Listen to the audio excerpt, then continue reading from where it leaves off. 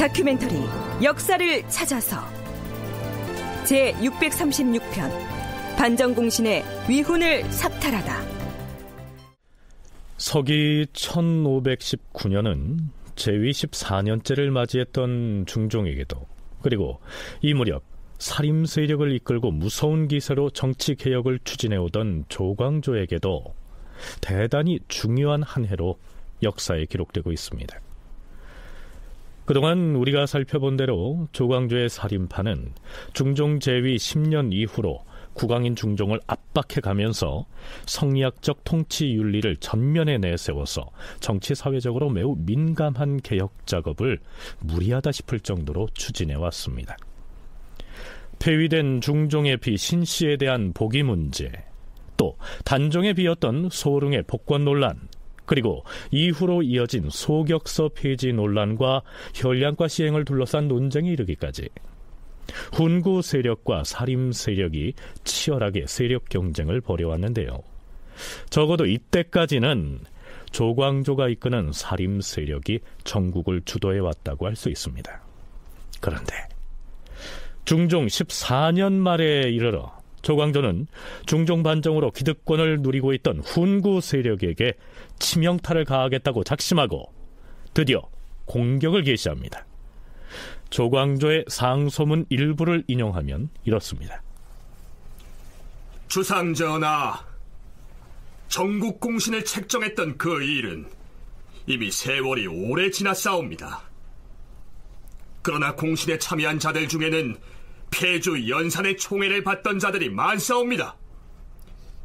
물론 폐주의 총신이라 하더라도 반정거사 때 공을 세운 사람이라면 그 훈공은 마땅히 기록되어야 하겠으나, 공이 없는 자들이 공신으로서 호사를 누리고 있다면 이는 바로잡아야 하옵니다. 대저 나라에서 공신을 너무 중하게 대접하면 바로 그 공을 탐내어서 이를 탐하고 임금을 죽이고 나라를 빼앗는 일들이 모두 여기에서 비롯되는 것이오니, 임금이 나라를 잘 다스리려면 먼저 이의 근원을 막아야 하옵니다. 당초에 성희아는 공신 책정을 그렇게 하지 않으려고 하였으나 간신 유자광을 비롯한 소인배들이 자신의 자제들과 친인척을 위하려고 훈공을 남발했던 것이옵니다.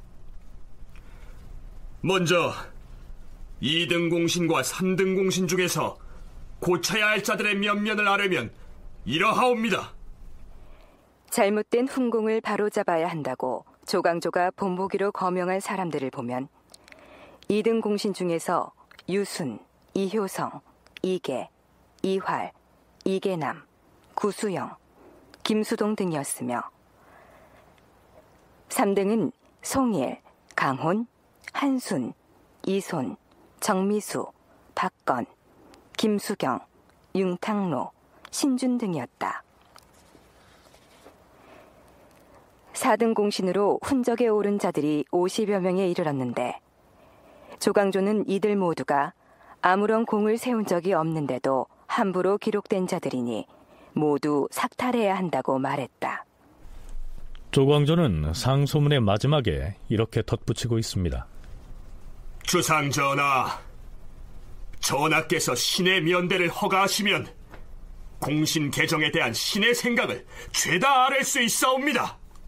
공신 세력에 대한 살인의 불만의 본질이 뭐냐면은, 너네가 군대를 몰고 돌아가서 무력으로 무장하고 궁궐에 들어가서 폭군 연산군을 제거한 건 뭐 잘한 것이지만은, 너희들의 행위가 그나마 인정받는 이유는 너희가 잘했기 때문이 아니고 너희가 제거한 연산군이 워낙 나빴기 때문이라는 것이죠. 그러면 너희는 스스로 이제는 폭정의 시대를 뿌리 뽑고자 했으면 너네가 올바로 솔선수범하면서 수기치인하면서 유교적 정치를 해야 하는데, 가장 첫 번째 발생했던 조치가 공신책봉인데, 공신책봉 과정부터 공정하게 하지 않고 전부 사리사욕을 끼고, 지금으로 말하면 뭐 줄줄이 비선 다 껴가지고 엉뚱한 놈 갖다 앉혀놓고 권력을 휘두르고 토지를 무상으로 지급받고 세습까지 하고, 이런 식으로 하는 것은 유교적 정치 원리에 맞지 않는다는 겁니다.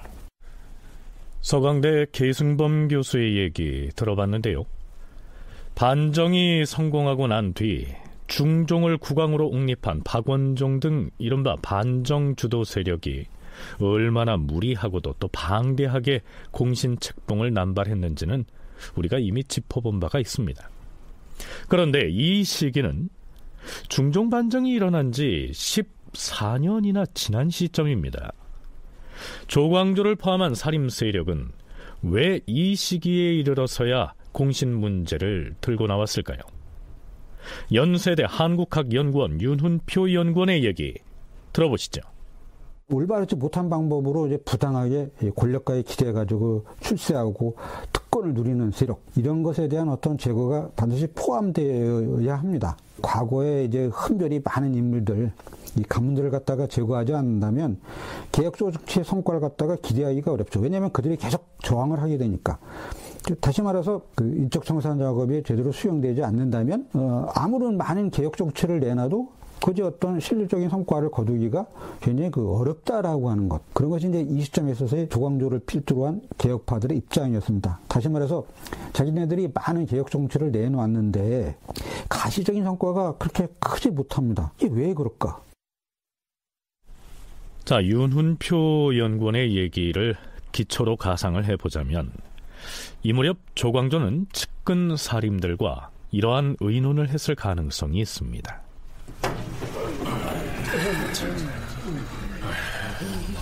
이번에 비록 혈량과를 시행하는 쪽으로 결론이 나기는 했습니다만 훈구 세력의 반대가 워낙 완강해서 참으로 힘이 들었습니다. 왜 아니겠어요?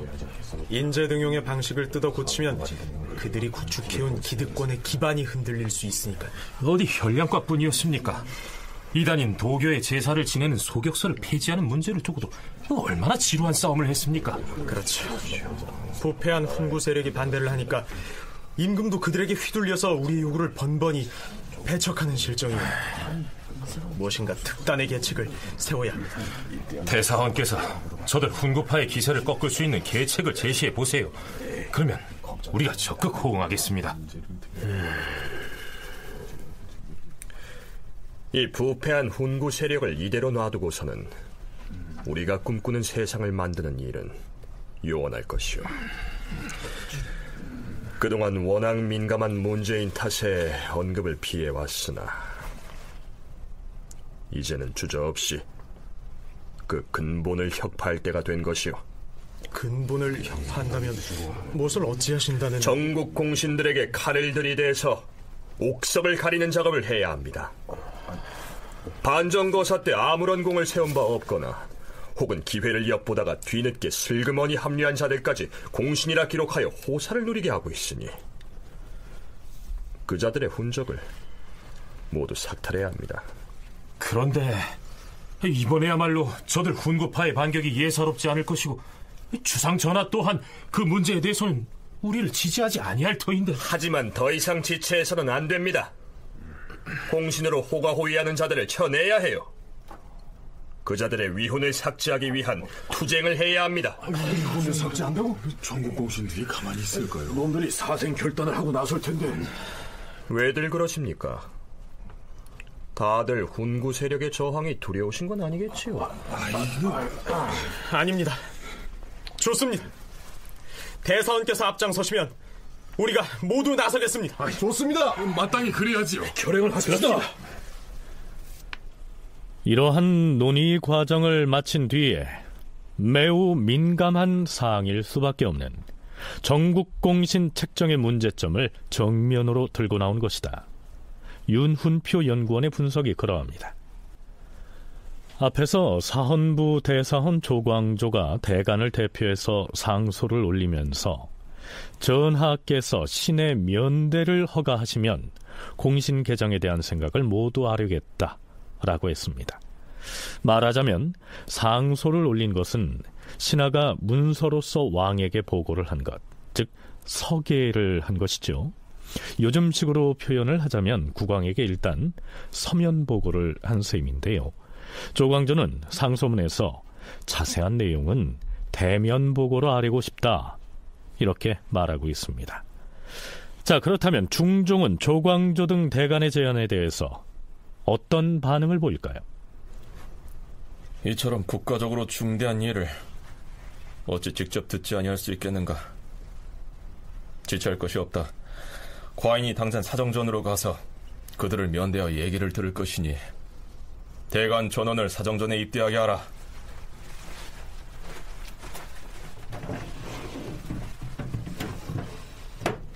네, 그렇죠.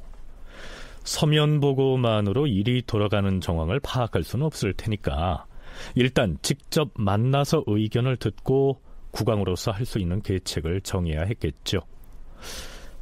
자, 여기서 말하는 사정전은 경복궁에 있는 편전을 말합니다. 주상전환합시오.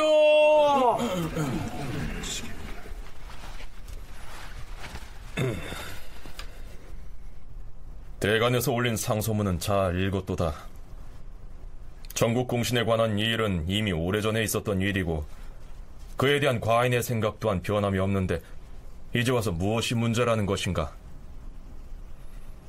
공신을 개정하자고 상소를 할 때에는 양사에서 미리 논의를 했을 것이니 어디 그 취지를 한번 설명해보라. 자, 이제부터 대사원 조광조를 필두로 해서 사헌부와 사관원의 간관들이 차례로 나서서 중종을 향해 공신 책정이 잘못됐다는 취지의 강성 발언들을 쏟아놓습니다. 주상전하, 전국공신 책정은 이미 10년이 지난 오래된 일이지만 허위가 많았사옵니다. 당시 공신 정하는 일에 조금이라도 관계했던 사람들 중에서 성혜아는 물론 큰 공을 세우긴 했으나 칭찬할 것이 별로 없는 인물입니다. 박원종은 그 성품이 매우 순직한 사람이옵니다. 그런데 공신의 기록을 유자광이 홀로 도맡아서 좌지우지하면서 심히 외람하였던 것이 사실이옵니다. 유자광은 자신의 자제를 공신록에 올리려고 먼저 아무 공도 없는 성희안과 유순정의 자제를 먼저 기록하였사옵니다. 전하, 사람은 누구나 부귀를 꾀하는 마음이 있는데 이의 근원이 크게 열렸으니 오늘날에 바로 이 이의 근원을 분명히 끊지 않으면 누구인들 부귀를 꾀하려는 마음을 갖지 않겠사옵니까? 지금 결단을 내리지 아니하시면 뒤에는 개정할 수 있는 날이 없을 것이옵니다. 전하, 지금 뜻있는 선비들이 모두 잘못 책정된 이 공신들 때문에 마음이 불쾌하여 늘 을분을 품고 있사옵니다. 자신은 1등 공신이 되고 그의 자제는 모두 다 4등 공신에 기록되었으니 여기서도 그 허위를 알 수 있사옵니다. 심지어는 그들의 사돈네 8촌까지 다 공신이 되었으니 이것은 매우 잘못된 것이옵니다. 예전 조종조의 공신은 이렇게 정하지 아니하였사옵니다. 주상전하, 이처럼 허위로 기록된 자들이 스스로 공신이라 칭하여 사별동맹을 하고 천지신명에게 고하였으니 이처럼 심한 기망이 어디 있겠사옵니까? 강혼이라는 자는 지극히 간사한 사람인데 문장 실력 하나로 세상에 빌붙었사옵니다. 유수는 반정거사가 일어났을 때 어찌할 바를 모르고 멀리서 우왕좌왕했던 꼴 때문에 이제껏 사람들이 다 비웃고 있사옵니다.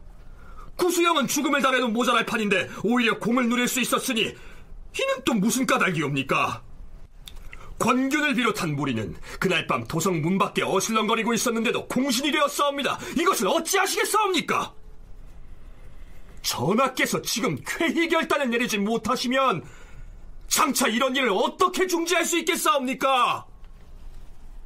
드디어 조광조가 구체적으로 공신들의 이름을 거명하면서 공신록을 다시 기록해야 한다고 주장합니다. 조광조의 발언 중에 허위로 기록된 자들이 스스로 공신이라고 해서 사별동맹을 했다, 이런 표현이 나오는데요. 사별동맹은 공신 책봉을 받은 사람들이 국왕에게 충성을 맹세하고 천지신명에게 제사를 지내는 의식으로서 다른 말로는 공신회맹제라고도 합니다. 공신회맹제란 조선시대에 공신을 놓고 난 뒤 구리쟁반에 담은 짐승의 피를 나누어 마시며 충성을 맹세하던 의식을 일컫는다. 조선에서 이 제도가 최초로 실시된 것은 정종 즉위년 때였다. 제1차 왕자의 난에 공을 세운 이강군, 방위 등 29명을 정사공신으로 책록하고 회맹제를 지낸 뒤에 경복궁 긍정전에서 연회를 베풀었던 데에서 비롯되었다.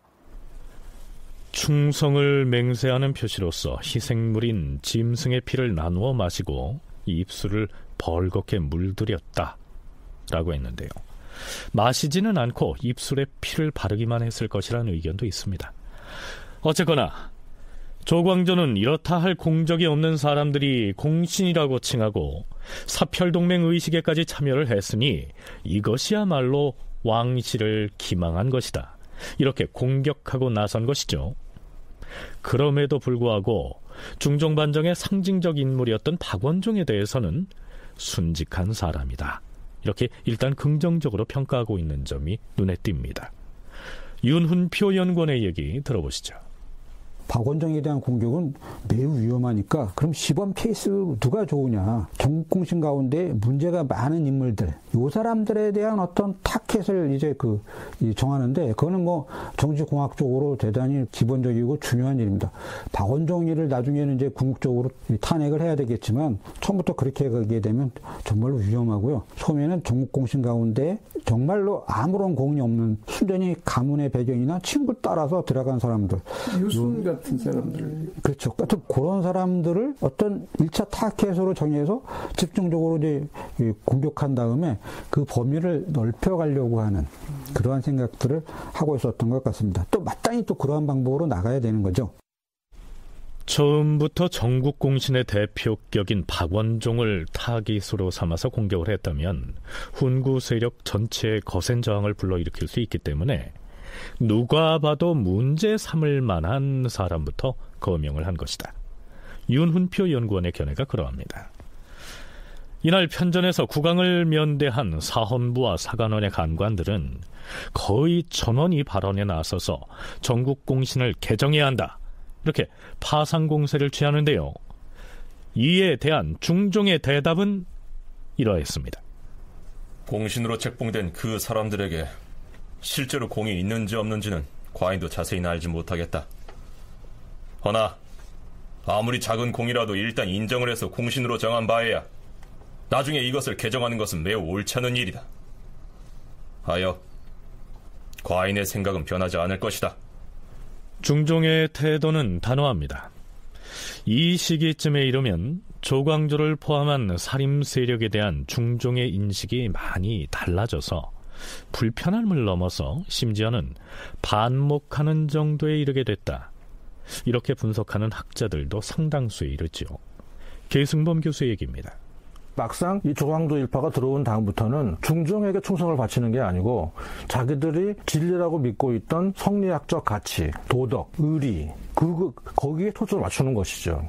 그 이후에 발생하는 모든 사건들을 보면 소격소를 없애자, 뭘 없애자, 기신제 폐지하자, 이 모든 게 다 뭐냐 하면은 반유교적 또는 비유교적 요소를 담고 있는 각종 국가 기구나 시스템이나 풍습을 혁파해 나가겠다는 것이죠. 신씨를 보기하자, 이것도 뭐냐 하면은 유교적 가치를 본다면 그 신씨에겐 죄가 없다. 근데 왜 함부로 니네 마음대로 죄인의 딸이라 하여 쫓아내느냐? 그건 잘못된 것이다. 의리에 맞지 않는다. 이제 그런 맥락이죠. 현란과 같은 경우도 과거 시험 봐서 공부 잘하는 뽑아봤자 도덕 정치가 이루어지지 않더라. 처음에 중종이 조광조를 중용했던 것은 그를 자신의 친위 세력으로 삼아서 왕권을 강화하고자 하는 계산이 있었기 때문이었죠. 그런데 정작 조광조와 살림 세력은 국왕에 충성을 바치는 것이 아니고 자신들이 지향하는 성리학적 가치만을 금과 옥조로 삼아서 모든 제도 또 풍습을 혁파하는 일에만 매진하고 있었기 때문에 이때쯤 되면 중종이 살림 세력의 개혁 공세에 대해서 염증을 느끼고 있었을 것이란 분석입니다. 중종이 단호하게 공신록 개정 불가의 방침을 천명하자 전국공신의 허위를 주장하고 있는 살림 세력의 목소리도 덩달아 높아집니다. 전하, 전국공신을 정하는 일에 참여하였던 성희안도 그것이 허위라는 사실을 알았기에 뒷날 스스로 뉘우쳤다고 하옵니다. 일에 잘못이 있다면 10번 고치더라도 안 될 것이 없사옵니다. 과인은 한 번 정해진 공신을 개정할 수가 없다고 했다. 그때 뇌물을 쓰거나 혹은 울면서 간청하여 공신이 된 자들이 많으니 이것은 매우 부끄러운 일이옵니다. 유순정과 성희안 등이 유자광의 술수에 빠졌던 것이옵니다. 공신 중에는 환관도 포함되었사온데 환관에게 공이 있다면 그저 상만 내려야 하는 것인데 녹공에 참여시켰으니 이 또한 옳지 않사옵니다. 신조광조가 다시 아뢰옵니다. 공신 중에서 김감, 유순, 강혼, 구수영 등으로 말하자면 이들은 모두 폐주 연산 때 임금을 음란한 길로 인도하고 또한 아첨하여서 총애를 얻은 자들이옵니다. 민효증은 사람이 못되고 간사함으로 오히려 중벌에 처해져야 할 터인데도 도리어 공신이 되었으니 지극히 마음이 아프옵니다. 유홍은 유순정의 아들로서 반정거사가 있던 때에 향시에 응시하러 가 있었는데도 갑자기 녹궁에 포함되었고, 성율이라는 자는 겨우 17살인데도 훈적에 올랐으니 이것은 더욱 통탄할 일이옵니다. 전하, 공신 개정하는 일을 전하께서 독단으로 처리하시도록 추청하는 것은 아니옵니다. 조정 대신들에게 물어서 처리하시옵소서. 그대들이 아무리 개정을 말하여도 공신 개정은 없을 것이다. 연산군의 측근 가운데 다수가 전국 공신에 책봉되었다는 점인데요. 특히 이제 유자광 등은 잘 아시다시피 연산군의 측근 노릇을 하다가 갑자기 배반한 사람입니다. 그 사람은 배반을 여러 차례 한 사람인데요. 그렇게 갑자기 배반하면서 그들의 농관으로 구와 유수한 부류의 인물들이 다수 참여했다는 겁니다. 그래서 이들을 1차 석훈, 즉 공신 명단에서 배제시켜야 한다. 그렇게 이제 타겟을 정했습니다. 이건 아주 중요한 일이죠. 그럼 확실한 증거가 있으니까요. 이 다음으로 중종 반정 당시에 직접적으로 공을 세운 적도 없는데 반정군으로 참여하지도 않았는데 순전히 가족, 친지, 친구들이라는 이유로 책봉된 자들이 많다는 겁니다. 이들은 주로 이제 낮은 4등급 이하에 다수 포함되어 있는데요. 중종이 요지부동으로 공신개정 불가방침을 되풀이하자 사헌부와 사간원뿐만 아니라 다른 기관의 사림들까지도 조광조의 주장에 찬동을 하고 나섭니다. 승정원의 승지 박훈이 나서서 전하, 이미 국론이 오랫동안 쌓일 대로 쌓여서 공신개정의 안이 발의된 것이오니 주저에서는 아니 되옵니다. 이렇게 간하였으며 이어서 홍문관의 관원들이 의논을 하여 공론을 모은 뒤에 공신에 관한 일을 임금에게 간하였으나 임금이 받아들이지 않았다. 또다시 승정원이 나서서 공론에 따를 것을 주청하였으며 그 뒤로 대간과 홍문관이 7번이나 아뢰었으나 윤허하지 않았다. 공신을 개정하는 일이 그리 쉬운 일인 줄 아는가? 이는 매우 어려운 일이다. 예전에 이용이라는 사람을 공신록에서 삭고할 때도 대단히 어려운 과정을 겪었는데 대간에서 이 언급한 많은 사람들을 어떻게 공신록에서 뽑아내 바꿀 수 있단 말인가? 그건 아니 될 일이다. 그러자 대간이 모두 사직을 하고 물러가 버렸다. 임금이 대간을 불러 업무에 복귀하라고 명하였으나 대간이 그날 또다시 사직하였다. 홍문관이 또 의논을 모아서 공론에 따르기를 청하고 임금에게 차자를 올렸으나 윤허하지 않았다. 자, 이렇게 공신 개정을 둘러싼 대치 상황은 이어집니다. 여기에서 한 가지 생각해 볼 점이 있습니다. 조광조가 사헌부의 장관인 대사원의 직분을 갖고 있었기 때문에 사헌부와 또 사간원의 간관들이 그를 지지한 것이야 자연스럽다고 하겠는데요. 홍문관도 내부 논의를 거쳐서 조광조와 같은 목소리를 내고 있고 심지어는 어명출납을 담당하는 승정원마저도 조광조에게 합세합니다. 또한 조광조는 중종을 향해서 의정부 대신들과 의논해서 결정하라 이렇게 주청을 하는데요. 바꿔 말하면 의정부의 정승들마저도 공신 개정을 주장하는 자신들의 주장에 반대하지 못할 것이다. 이런 자신감을 내보이고 있는 것이죠. 그렇다면 그 사이에 조광조의 세력이 조정의 대세가 될 만큼 확대돼 있었다, 이렇게 해석해도 될까요? 계승범, 윤훈표 두 전공학자의 얘기 차례로 들어보시죠. 조광조는 성리학적 원리 원칙 그대로 하고자 하는 사람이었는데 그 주장이 잘 먹혀 들어갈 수밖에 없는 이유는 성종 때까지 괜찮았다가 연산군 12년간 이 한양뿐만이 아니라 조선 사람들은 그 폭정을 다 경험을 했어요. 그런데 다행히 이제 반정이 일어나가지고 새 세상이 되었다. 그러면 이제 어떻게 해야 합니까? 성종 때 그때 꽃을 피우기 시작했던 유교 정치의 원리로 돌아가야 하는 것이죠. 그러니까 조광조가 한 얘기가 주로 그런 얘기입니다. 돌아가자. 그런데 그러다 보니까 공신 세력을 중심으로 해서 무조건 유교 정치로만 돌아가가지고는 기득권을 상실할 수 있는 그런 반대 세력이 반드시 존재할 수밖에 없는 것이죠. 근데 그들은 똘똘 뭉쳐있죠. 근데 조광조를 지지하는 사람들은 똘똘 뭉쳤다기보다는 외연이 느슨하게 넓다고 볼 수 있는 것이죠. 그럴 수밖에 없는 게 조광조가 하는 말이 당시 사람들 마음에 어필할 수가 있는 겁니다. 그들이 내세우는 이념에 동조하는 세력들이 크게 늘었다고 보아야 합니다. 그러니까 조광조를 지지하는 게 아니라 조광조들이 내세우는 이념, 이것이 굉장히 중요하다라고 당시 사람들은 생각했던 거죠. 왜냐하면 이 시점이 조선이 건국된 지 약 100년이 지난 때였습니다. 조선은 이제 처음부터 숭유 억부를 이제 국시로 내걸어가지고 그로 인해서 불교 대신 이제 유교가 굉장히 중요한 위치를 점하게 됐는데요. 따라서 급진 개혁파들이 제시하는 정치적인 슬로건, 도학 정치를 실현하자, 이런 거에 찬동하는 사람들이 사회 전반에 걸쳐서 늘어날 수밖에 없었습니다. 이런 점이 아주 분명하게 해야 되는데요. 이 조광조 등의 인물에 대한 호불호, 그 사람을 좋아하거나 나쁘거나, 이것은 이제 분명히 갈리는데 문제는 그들이 내걸었던 이념, 명분, 이것은 유자라면 동조할 수밖에 없는 풍토가 이미 마련되어 있었습니다. 그러니까 이 시기 조광조의 의견을 쫓는 조정 관리들이 대세를 이뤘다고 해서 조광조에게 조직화된 어떤 세력이 존재한 것은 아니었고, 다만 조광조가 성리학적 원리 원칙을 주장하면서 정치 개혁을 밀고 나갔기 때문에 당시 유학의 선비였다면 명분상 그 누구도 조광조에게 반대를 할 수가 없어서 동조한 것이다, 이런 얘기입니다. 공신 개정의 사안을 두고 대간이 모두 사직하는 상황이 이어지자 중종은 대신과 대간은 물론 성균관의 장관까지 소집해서 다시 공신 문제를 논의합니다. 주상 전하, 성균관 대사성 김식이 아뢰옵니다. 이 일은 갑자기 발휘된 것이 아니옵니다.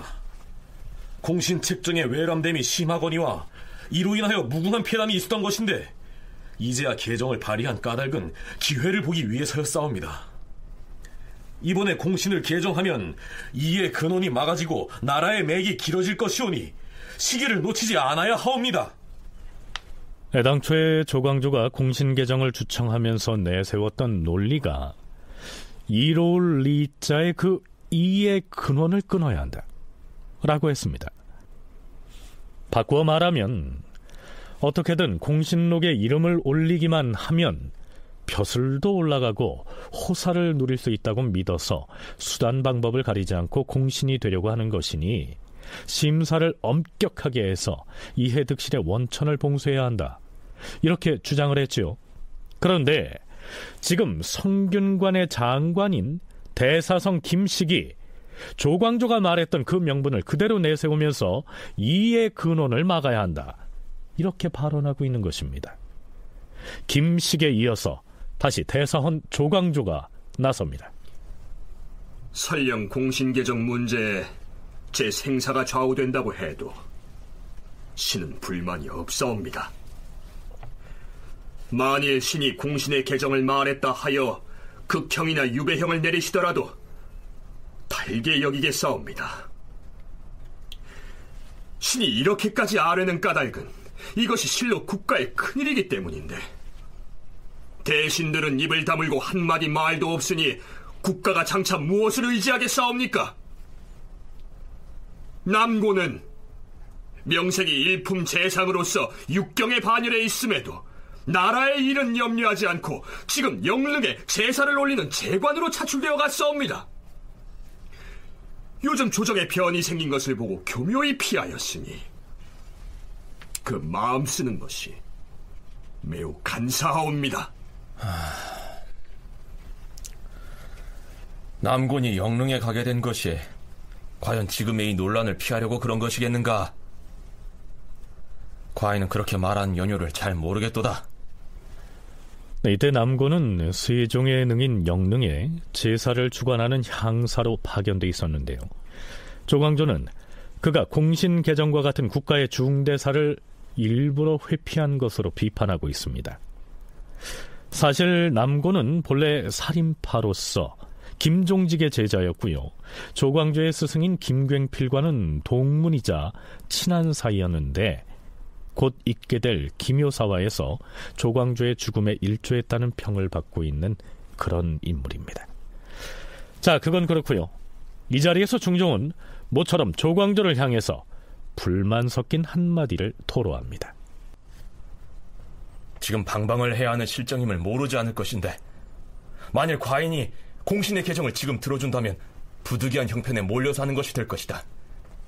그대들은 어찌하여 이런 일들을 반드시 조정에 대례가 있을 때만 발휘하는 것인가? 방방이란 과거 시험의 합격자를 발표하는 행사를 말합니다. 이전에 이 조광조 등이 소격서 혁파를 집요하게 주장했을 때에도 마침 과거 시험을 앞두고 있었기 때문에 그때 중종은 국가 대사인 과거를 미룰 수가 없어서 어쩔 수 없이 조광조 등의 주청을 받아들인다라고 했었는데요. 그런데 이번에도 과거 시험 합격자 발표를 앞둔 시점에 또다시 공신 개정을 주장하면서 대간이 사직하는 상황까지 몰아가자 왜 너희들은 국가의 중요한 의례, 즉 대례가 있을 때에만 이러한 문제를 들고 나오느냐, 이렇게 불만을 터뜨린 것이죠. 그러자 조광조는 부복하면서, 즉 바닥에 엎드리면서 이렇게 말합니다. 주상 전하의 하교가 지당하옵니다. 신은 본디 이 문제를 조용히 논의하려고 생각하였는데 일이 마침 이렇게 되었사옵니다. 그러나 신이 전하를 핍박하려고 그런 것은 절대로 아니옵니다. 과인도 지금의 대간이 그렇다는 것이 아니다. 허나 조정 대례 때 그와 같은 일이 흔히 있으므로 과인이 그리 말한 것이다. 하오나 전하, 반정거사가 발발했을 때 영의정이었던 유수는 군사들이 모여있는 곳에 다다라서 두려움으로 다리를 부들부들 떨었사온데 나중에는 유순뿐만이 아니라 그의 아들까지도 공신에 참여하게 되었사옵니다. 이것을 두고 으뜸가는 공훈을 세웠다고 말할 수 있는 것이옵니까? 신은 이를 바로잡기를 가나다가 귀양을 가거나 목이 베이더라도 마음으로 달게 여기겠사옵니다. 속히 들어주시옵소서. 과인은 윤호하지 아니할 것이다. 한번 정해진 공신은 개정할 수가 없어. 중종은 절대로 그렇게 할 수가 없었습니다. 중종은 이후의 사태를 이제 걱정을 몹시 많이 했죠. 이 조광조 등의 어떤 정치적인 상황 그동안 이제 쭉 지켜보았는데 그들의 주장이 전국공신 가운데 일부 문제가 되는 사람들, 그런 인물들의 제거에 그치지 않을 거다라고 하는 것을 이미 파악하고 있었습니다. 그들은 반드시 다음 단계를 요구할 것으로 보았습니다. 왜냐하면 그동안에 자기가 쭉 겪었던 걸 갖다가 돌이켜 보았을 때 공격이 여기서 끝나지 않을 거다. 이걸 아마 파악하고 있었을 겁니다. 즉 다음 단계로 반정의 핵심인 박원정도 공유에 비해서 지나친 포상을 받았으니까 이것을 절하해야 된다라고 하는 이 이야기, 이거를 반드시 요구할 거라고 예측을 했습니다. 이번엔 중종도 각오를 단단히 한 것으로 보이죠. 소격서 혁파 주장을 했을 때 과거를 못 치르는 사태가 올까봐 물러섰던 것이지 내가 기꺼워서 받아들인 줄 아느냐, 이런 취지의 발언을 조광조 등에게 한 것만 봐도 중종의 각오는 예사롭지 않음을 짐작할 만합니다. 자, 국왕인 중종과 사림을 대표하는 조광조가 전국공신의 개정 문제를 두고 팽팽하게 대립하는 상황이 계속되고 있는데요. 그동안 이 논쟁에서 비켜나 있었던 관리들이 있었지요. 삼정승을 포함한 의정부의 대신들이었습니다. 그런데 드디어 이들이 입을 엽니다. 중종 14년 11월 2일 영의정 정광필, 우의정 안당, 좌찬성 이장군 등이 공신의 일에 관해 아뢰었다. 주상 전하, 전국공신은 이미 사별동맹까지 하였으니 이제 와서 이것을 개정할 수는 없을 것이옵니다. 하오나 대간이 이 문제를 발의하여 논한 지가 이미 오래됐고 드디어는 양사의 간관들이 집단으로 사직하기에 이르렀사옵니다. 4등으로 책정된 공신들 중에서 그 자격을 두고 시끄럽게 논란이 일고 있는 자들만을 특별히 뽑아서 고치게 하시옵소서. 그리하시면 공론이 진정되고 조정도 안정이 될 것이옵니다. 과인이 신료들을 모두 인견한 자리에서 이 문제를 논할 것이다. 당상관들을 모두 드리라.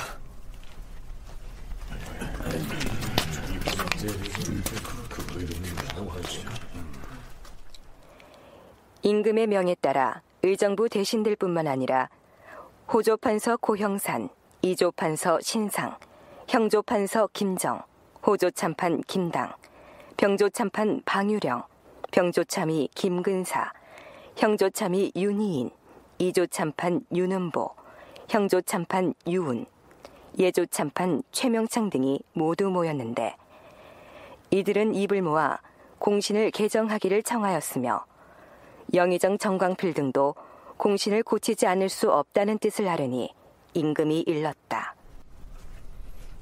한번 책봉된 공신을 개정하는 것은 예전에는 없던 일이다. 다만 이과의 반역사건 때 책정했던 정남공신을 두고는 대소신료들이 그 잘못됨을 훤히 아는 일이었으므로 부득이 고쳤으나 지금 문제 삼고 있는 전국공신은 공신록에 기록된 지가 매우 오래 지났으니 이제 와서 고칠 수는 없는 것이다. 그리할라. 그러니까 중종이 대간을 제외한 당상관들을 모두 모이게 했던 것은 그 자리에서 공신을 개정할 뜻이 없으므로 확실히 명토박아 두려는 생각 때문이었던 것이죠. 국왕인 중종과 조광조의 살림 세력이 팽팽히 맞선 상태에서 대신들이 나서서 4등 공신 중에서 문제가 있는 몇 사람만 고치자 이렇게 중재안을 제시했지만 중종은 이런 지하에 거절해버립니다. 그렇다면 중종 역시 애당초 전국공신을 정할 때 터무니없는 사람들까지 마구잡이로 공신록에 올림으로써 공훈을 남발했다는 사실을 뻔히 알고 있을 텐데요. 왜 이처럼 공신록에 손을 댈 수 없다면서 완강하게 거부하고 있는 것일까요? 아마 그러니까 중종도 섣불리 그렇게 하자라고 하기에는 지금 중종의 한번 심리를 알아볼 필요가 있다고 봅니다. 좀 더 거슬러 올라가면 반정하는 그날 밤 17세의 진성대군은 벌벌 떨면서 끌려 나와서 궁궐에 가서 왕위에 앉혀지죠. 우리는 지나니까 쉽게 알 수 있지만 당시 제가 진성대군이었다면 이거 혹시 형님께서 몰래카메라 하는 거 아닌가? 나를 지금 테스트하는 거 아닌가? 상당히 불안했을 수 있고요.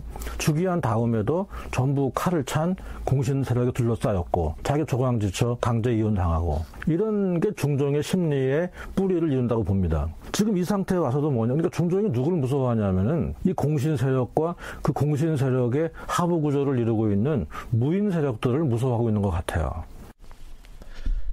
중종 자신도 전국공신이 남발됐다는 사실을 모르는 바가 아니지만 만일 조광조의 주장을 받아들여서 공신록을 대대적으로 뜯어 고친다면 반정거사에 참여했던 무인 세력이 반발을 살 것이고 그들이 연산군을 무력으로 몰아냈듯 자신도 그렇게 쫓아낼 수 있을 것이라는 두려움 때문에 공신록에 손을 대지 못하는 것이다. 계승범 교수의 견해가 그러합니다. 자, 그런데요, 윤훈표 연구원의 분석은 그와는 정반대입니다. 전국공신 그 김우중이 모반 사건에서 스스로 주장했듯이 전량과 출신들이 정차 전국공신들을 제거할 것이다. 즉 조광조와 같은 무리가 많아지게 되면 결국 전국공신들이 다 떨려나게 될 거고 그렇게 되면 자기를 그 내세웠던 사람들이 다 떠나게 되면 고립되어가지고 힘을 잃게 될 거다. 이거를 아마 이 중종은 뭐 아주 그 눈에 보이듯이 생각을 하고 있었을 겁니다. 즉 조광조가 그동안의 어떤 행태를 봐서 여기서 공격이 끝날 거라고 절대 생각하지 않았습니다. 그러면 그 다음 단계가 뭐가 될 건가 굉장히 두려웠죠. 따라서 조광조의 주장을 받아들일 수 없었습니다. 전국공신에 대한 위훈 삭제는 중종으로서는 절대 양보할 수 없는 그 카드였죠. 이것이 양자 사이에 아주 큰 갈등이 어떤 골이 되었던 겁니다. 중종이 반정에 참여했던 무인 세력이 두려워서 공신개정의 엄두를 못 낸 것이 아니라 실제로는 조광조와 사림 세력을 두려워했을 것이란 얘기입니다. 이때의 조광조는 중종이 곁에 두고 마음대로 부릴 수 있는 만만한 신하가 아니라 중종도 어찌하기 어려울 정도로 그 영향력이 막강해져 있었으므로 여기에서 밀려서 공신개정의 요구를 다 들어주게 되면 종국에는 임금인 자신을 허수아비로 만들어버릴지도 모른다. 이러한 염려를 했을 것이란 분석입니다. 글쎄요, 양쪽 다 맞는 얘기가 아닐까요? 중종 14년 11월 9일 승진은 전국공신의 명부를 작성하여 드리라 하였거늘.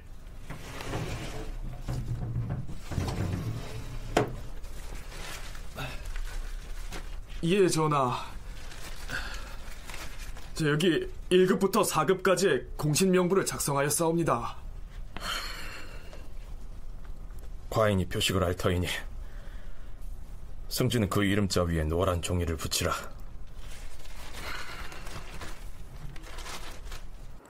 임금이 공신들 중 유순, 김감, 구수영, 강혼, 정미수, 이손, 변준, 유홍, 성율, 이성원, 문치, 서경생, 김계공, 김숙손, 김은, 임원산, 권균, 김준손, 이곤 등의 이름자에다 황표를 붙여 내리고서 전교하였다.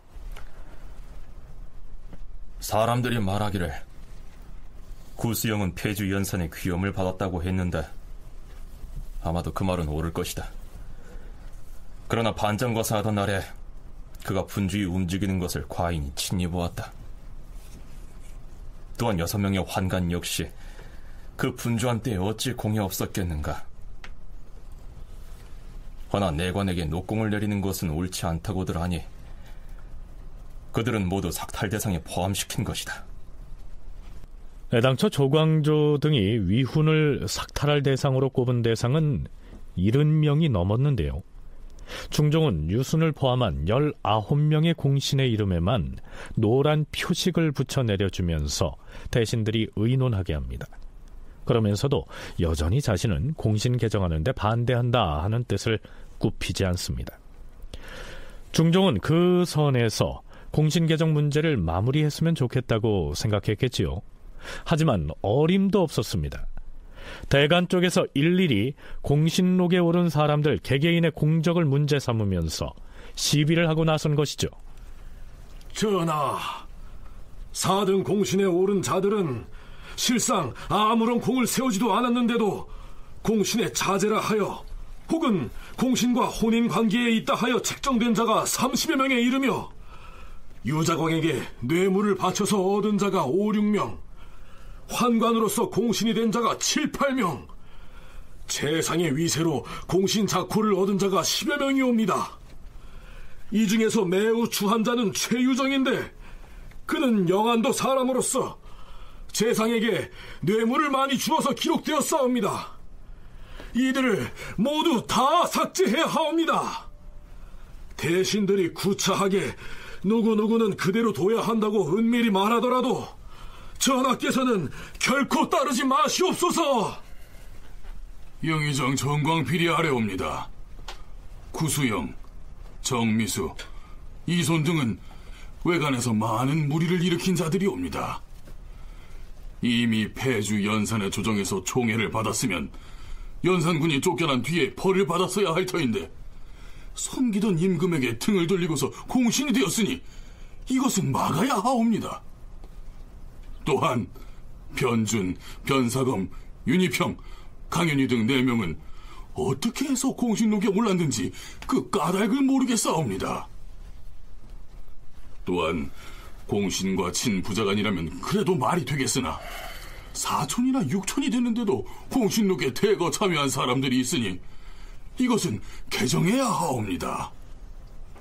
가장의 나라의 큰일을 도모하자면 반드시 사전에 아들, 형제 등 피부치들과 서로 의논을 했을 것인데 그들도 거사를 위한 모의에 참여했다 봐야 하지 않겠는가? 신조광조가 다시 아뢰옵니다. 가족끼리 미리 모의에 참여한 자라면 오히려 공이 있다고 하겠으나 그날 밤에 거사가 있다는 소문을 듣고 뒤늦게 가서 뒷자리에 따라와 붙은 자를 어찌 공이 있다 하겠사옵니까? 이것 참... 그렇다면 자격 없음이 뚜렷이 드러난 자들에 대해서는 노란표를 추가로 더 붙여 들여오도록 하라. 그러자 영의정 정광필은 대소신료들의 의논을 거쳐서 공신록에서 삭제할 대상자를 단자로 써서 보고합니다. 그 내용을 보면 중종이 황표를 부착해서 내려보낸 19명의 4배가 넘는 76명에 달합니다. 특히 4등 공신들은 모두가 다 위훈을 삭탈당합니다. 자, 과연 중종이 이것을 받아들일까요? 중종 14년 11월 11일 드디어 중종이 전국공신 개정에 대해 교제합니다. 예로부터 임금이 대위에 오를 때는 크게 보조하는 신하들이 있어서 공훈을 세웠다. 그래서 그 공로를 보상하는 것은 당연하나 함부로 베풀지 않아야 하고 지나치게 받지도 않아야 한다. 위에서는 법대로 이행하고 아래에서는 감히 분수에 넘치게 바라지 않아야 도리가 통달하고 공리의 풍습을 구현할 것이다. 전에 어려운 시국을 당하여 종묘사직이 위태로웠으나 덕이 없는 나로서는 감히 스스로 구제하지 못했다. 이때 충신들이 힘을 합쳐 종묘와 사직을 붙들고 우리 백성을 어려움으로부터 건져서 널리 구제하였도다. 예전부터 대업을 세우고 대통을 잇는 임금은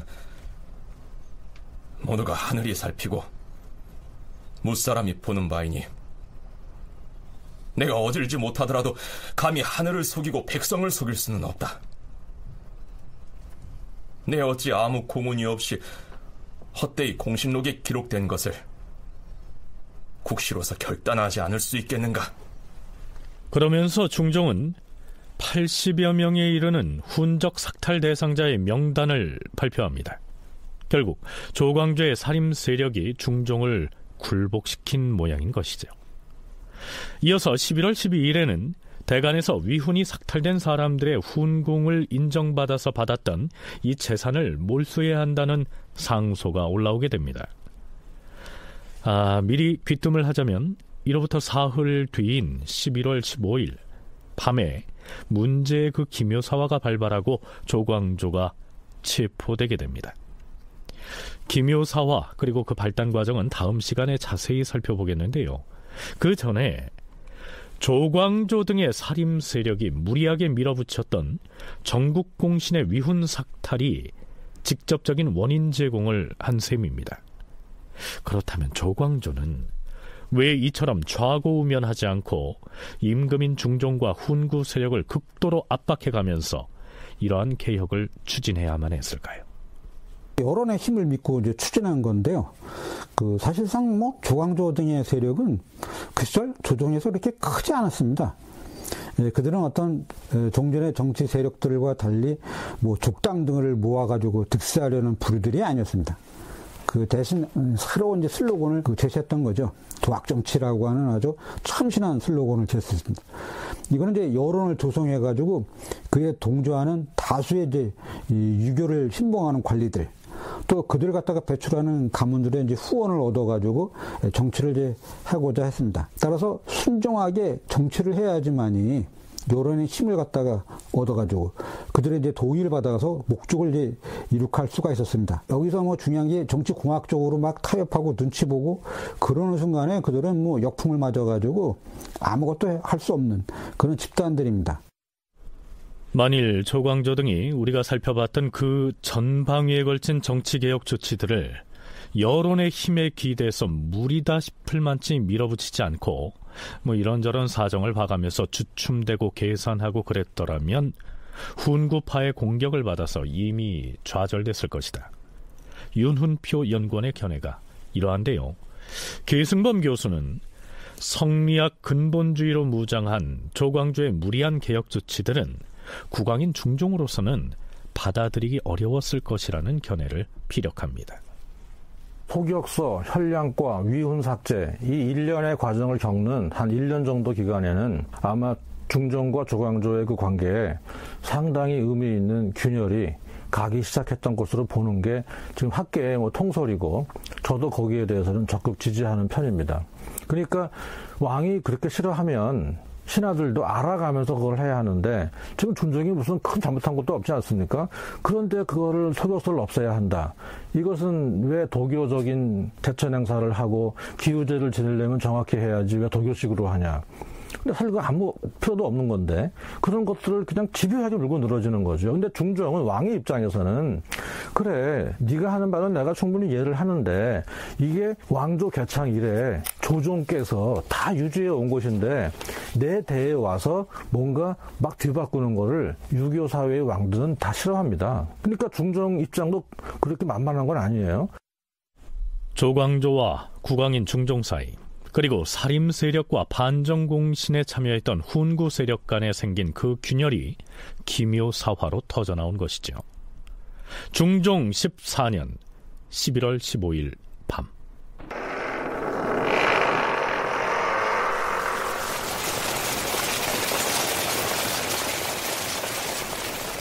경복궁의 연추문이 열리고 병장기를 든 군졸들이 밀려 들어와 편전을 애워쌉니다.